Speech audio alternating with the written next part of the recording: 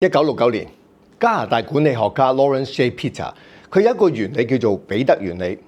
佢嘅意思咧，喺一啲企業或者部門嘅機制裏面咧，有啲人因為可能佢某啲特質啦，或者某啲能力咧，係被提升到佢不能夠升職嘅高階職位嘅。結果佢最終咧變咗成企業嘅冗員。其實呢啲例子咧比比皆是嘅。嗱，例如咧有一間公司，可能佢有一個銷售員，佢嘅業績非常之好，係最高業績嘅銷售員嚟嘅。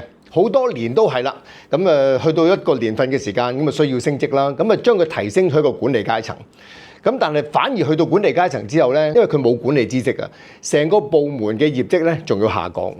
嗱，咁我相信大家都可能有呢個經驗啦。你有時會唔好明點解公司有一啲高階嘅管理人啦佢明明佢嘅知識或者能力方面都唔好，但係佢係坐喺高位嘅。嗱，咁我同大家講下啦。嗱，如果你想自己咧唔成為一個冗員，咁我相信咧你要持續學習噶啦，要準備定一啲知識或者能力應付下一階段嘅升職。我相信如果你有做呢樣嘢咧，我相信年年升職、月月加薪都冇問題啦。希望以上嘅資料可以幫到大家，下次見。